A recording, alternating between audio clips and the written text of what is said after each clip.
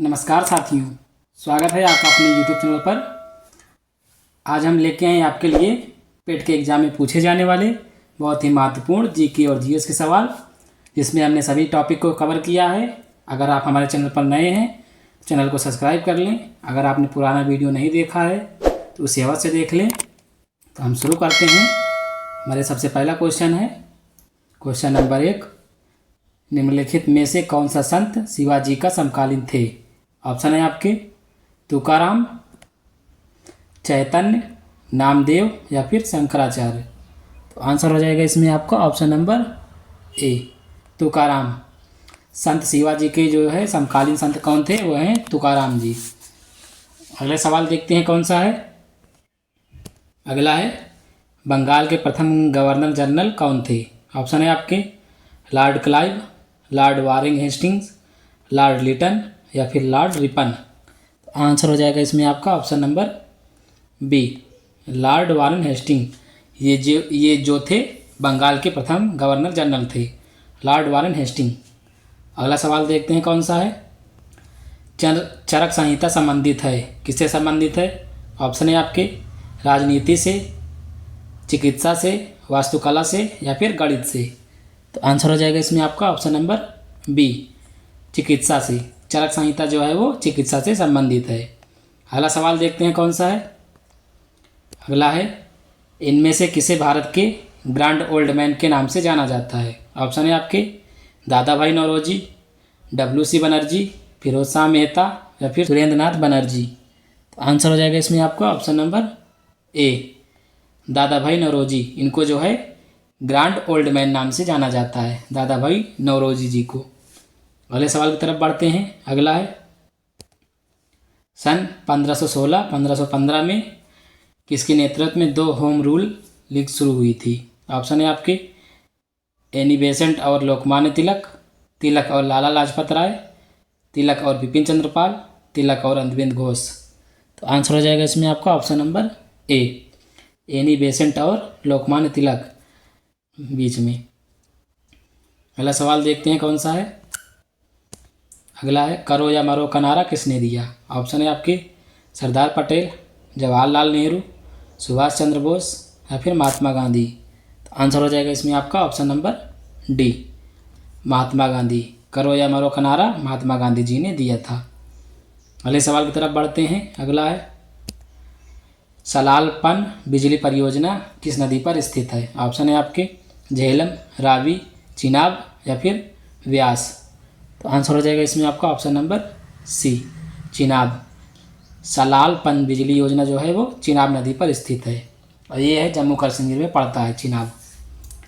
अगले सवाल की तरफ बढ़ते हैं। अगला है राजस्थान में खेतड़ी परियोजना किसके उत्पादन के लिए प्रसिद्ध है? ऑप्शन है आपके जस्ता, इस्पात, तांबा या फिर एल्युमिनियम। आंसर हो जाएगा इसमें आपका ऑप्शन नंबर सी, तांबा। खेतड़ी परियोजना जो है वो तांबा से संबंधित है, तांबा के लिए प्रसिद्ध है खेतड़ी परियोजना। अगले सवाल की तरफ बढ़ते हैं। अगला है काजीरंगा राष्ट्रीय उद्यान स्थित है? ऑप्शन है आपके मध्य प्रदेश में, असम में या फिर पश्चिम बंगाल में या फिर केरल में। तो आंसर हो जाएगा इसमें आपका ऑप्शन नंबर बी, असम।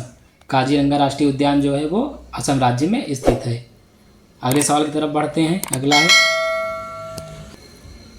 अगला सवाल है भारत के संविधान में जन स्वास्थ्य एवं स्वच्छता किसमें शामिल है? ऑप्शन है आपके राज्य सूची में, समवर्ती सूची में, संघ सूची में या फिर इनमें से कोई नहीं। तो आंसर हो जाएगा इसमें आपका ऑप्शन नंबर ए, राज्य सूची में। जो है जन स्वास्थ्य एवं स्वच्छता जो है वो राज्य सूची के अंतर्गत आता है, ये राज्य सूची का विषय है। अगले सवाल की तरफ बढ़ते हैं। अगला है भारत में पंचायती राज व्यवस्था इसके अंतर्गत रखी गई है? किसके अंतर्गत रखी गई है? तो ऑप्शन है आपके मूल अधिकार के अंतर्गत या फिर मौलिक कर्तव्य के अंतर्गत या फिर राज्य के नीति निर्देशक तत्व के अंतर्गत या फिर इनमें से कोई नहीं। तो आंसर हो जाएगा इसमें आपका ऑप्शन नंबर सी, राज्य के नीति निर्देशक तत्व। ये जो है पंचायती राज व्यवस्था जो है इसके अंतर्गत रखी गई है। अगले सवाल की तरफ बढ़ते हैं। अगला है शिक्षा का अधिकार एक मौलिक अधिकार है जो कि संबंधित है, किससे संबंधित है? तो ऑप्शन है आपके अनुच्छेद 21 से, अनुच्छेद 19 से, अनुच्छेद 29 और अनुच्छेद 30 से, या फिर इनमें से कोई नहीं। तो आंसर हो जाएगा इसमें आपका ऑप्शन नंबर ए, अनुच्छेद 21A से। शिक्षा का अधिकार जो है एक मौलिक अधिकार है, ये अनुच्छेद 21A से संबंधित है। अगले सवाल की तरफ बढ़ते हैं। अगला है, निम्न में से किसने संविधान सभा में उद्देश्य प्रस्ताव रखा? ऑप्शन है आपके जवाहरलाल नेहरू, महात्मा गांधी, भीमराव अम्बेडकर, या फिर BN राव। तो आंसर हो जाएगा इसमें आपका ऑप्शन नंबर ए, जवाहरलाल नेहरू। इन्होंने जो है उद्देश्य प्रस्ताव रखा। अगले सवाल की तरफ बढ़ते हैं। अगला है, भारतीय संविधान के किस अनुच्छेद में अल्पसंख्यकों के हित निहित हैं? ऑप्शन है आपके अनुच्छेद 21, अनुच्छेद 24, अनुच्छेद 29, या फिर इनमें से कोई नहीं। तो आंसर हो जाएगा इसमें आपका ऑप्शन नंबर सी, अनुच्छेद 29। ये जो है अल्पसंख्यकों के हित के लिए इसमें बात कही गई है, अनुच्छेद 29 में। अनुच्छेद से एक क्वेश्चन जरूर आता है, इसको पढ़कर जाइएगा। अगले सवाल की तरफ बढ़ते हैं। अगला है, ठोस चालक में धारावाहक होते हैं। ऑप्शन है आपके प्रोटॉन, न्यूट्रॉन, मुक्त इलेक्ट्रॉन, या फिर इनमें से कोई नहीं। तो आंसर हो जाएगा इसमें आपका ऑप्शन नंबर सी, मुक्त इलेक्ट्रॉन। ठोस चालक में जो है मुक्त इलेक्ट्रॉन जो है धारावाहक होते हैं। अगले सवाल की तरफ बढ़ते हैं। अगला है, ब्लीचिंग पाउडर का रासायनिक नाम है। ऑप्शन है आपके कैल्शियम सल्फेट, कैल्शियम ऑक्सीक्लोराइड, या फिर कैल्शियम बाइकार्बोनेट, या फिर सोडियम क्लोराइड। तो आंसर हो जाएगा इसमें आपका option number B, calcium oxychloride. ये जो है ब्लीचिंग पाउडर का रासायनिक नाम है, CaOCl2। ये रासायनिक नाम है, CaOCl2। अगले सवाल की तरफ बढ़ते हैं। अगला है, 18 कैरेट सोने में खरे सोने का प्रतिशत है। ऑप्शन है आपके 60%, 75%, 80%, या फिर 100%। तो आंसर हो जाएगा इसमें आपका ऑप्शन नंबर बी, 75%। अगले सवाल की तरफ बढ़ते हैं। अगला है, संतरे में बहुतायत में होता है, कौन सा विटामिन होता है? तो ऑप्शन है आपके vitamin C, vitamin A, vitamin B, या फिर इनमें से कोई नहीं। तो आंसर हो जाएगा आपका option number A, vitamin C. संतरे में जो है विटामिन सी बहुत ही अधिक मात्रा में पाया जाता है। अगले सवाल की तरफ बढ़ते हैं। अगला है, एकल का विलोम शब्द है। ऑप्शन है आपके बहुल, पर्याप्त, उपर्युक्त, या फिर अकेला। तो आंसर हो जाएगा इसमें आपका ऑप्शन नंबर ए, बहुल। एकल का विलोम जो है वो बहुल होता है। अगले सवाल की तरफ बढ़ते हैं। अगला है, दर्प का पर्यायवाची कौन सा है? ऑप्शन है आपके तिरस्कार, अहंकार, व्यथा, या फिर स्वाभिमान। तो आंसर हो जाएगा इसमें आपका ऑप्शन नंबर बी, अहंकार। अहंकार जो है वो दर्प का पर्यायवाची होता है। अगले सवाल की तरफ बढ़ते हैं। अगला है, मन को हरने वाला वाक्य के नीचे दिए गए विकल्प में एक चुनिए। मतलब कि इसका एक शब्द, मन को हरने वाले का एक शब्द कौन सा होगा? ऑप्शन है आपके मर्मांतक, मनोहर, मंदमस्त, या फिर मदमयी। तो आंसर हो जाएगा इसमें आपका ऑप्शन नंबर बी, मनोहर। मनोहर जो है मन को हरने वाला, इसका एक शब्द है, मनोहर। हिंते हैं। अगला है, गागर में सागर भरना मुहावरे का अर्थ लिखिए। ऑप्शन है आपके दोहे की रचना करना, थोड़े में बहुत कहना, बहुत बोलना, या फिर कम बोलना। तो आंसर हो जाएगा इसमें आपका ऑप्शन नंबर बी, थोड़े में बहुत कहना। यह है गागर में सागर भरने का मुहावरा होता है, थोड़े में बहुत कहना। अगला सवाल देखते हैं कौन सा है। अगला है, उस शब्द का चयन कीजिए जो समूह के बाकी शब्दों से मेल नहीं रखता। ऑप्शन है आपके दही, मक्खन, तेल, या फिर पनीर। आंसर हो जाएगा इसमें आपका ऑप्शन नंबर सी, तेल। ये तेल जो है बाकी सब ऑप्शन से अलग है, क्योंकि ये दही भी दूध से बनता है, मक्खन भी दूध से बनता है, और पनीर भी दूध से बनता है, जो कि तेल एक खुद ही अलग पदार्थ है। तो ये अलग हो गया सबसे। अगले सवाल की तरफ बढ़ते हैं। अगला है, निम्न में से किस शहर में लाइट हाउस परियोजना का क्रियान्वित नहीं हुआ था? ऑप्शन है आपके अगरतला, रांची, चेन्नई या फिर पटना। तो आंसर हो जाएगा इसमें आपका option number D, Patna.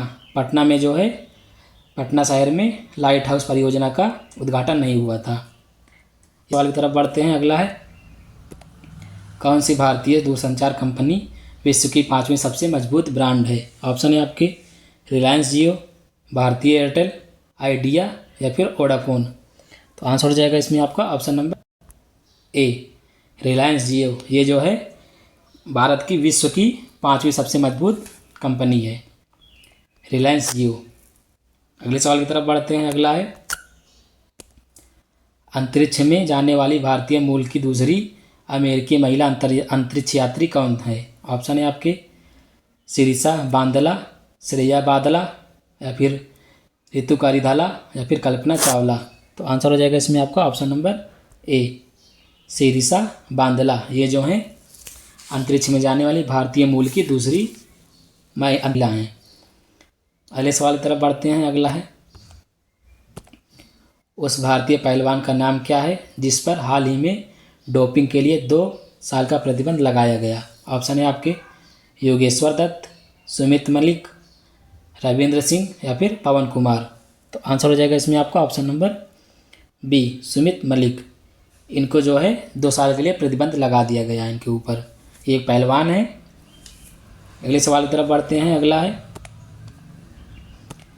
Bharat का वह कौन सा राज्य है जहां एंड-टू-एंड-ई कैबिनेट प्रणाली लागू की गई है? ऑप्शन है आपके उत्तर प्रदेश, हिमाचल प्रदेश, गोवा या फिर हरियाणा। तो आंसर हो जाएगा इसमें आपका option number B, Himachal Pradesh. Himachal Pradesh में जो है एंड-टू-एंड-ई कैबिनेट प्रणाली लागू की गई है। अगले सवाल की तरफ बढ़ते हैं। अगला है, केंद्र शासित प्रदेश लक्षद्वीप की आधिकारिक भाषा निम्न में से क्या है? ऑप्शन है आपके तमिल, मलयालम, ग्रैंड अंडमानी या फिर सिंघला। तो आंसर हो जाएगा इसमें आपका ऑप्शन नंबर बी, मलयालम।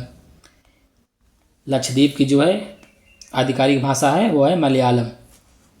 अगला सवाल देखते हैं कौन सा है। अगला है, कितने भारतीय राज्य नेपाल से सीमा साझा करते हैं? ऑप्शन है आपके 5, 4, 3 या फिर 2। तो आंसर हो जाएगा इसमें आपका ऑप्शन नंबर ए, 5 राज्य। 5 राज्य जो है नेपाल से सीमा साझा करते हैं। अगले सवाल की तरफ बढ़ते हैं। अगला है, ऐसे ही वीडियो पाने के लिए हमारे चैनल को लाइक करें, सब्सक्राइब करें, शेयर करना ना भूलें और वीडियो कैसा लगा कमेंट में ज़रूर बताएं। अगर आप PDF को डाउनलोड करना चाहते हैं तो डिस्क्रिप्शन में जाके PDF को डाउनलोड कर लें। जय हिंद, जय भारत, वंदे मातरम।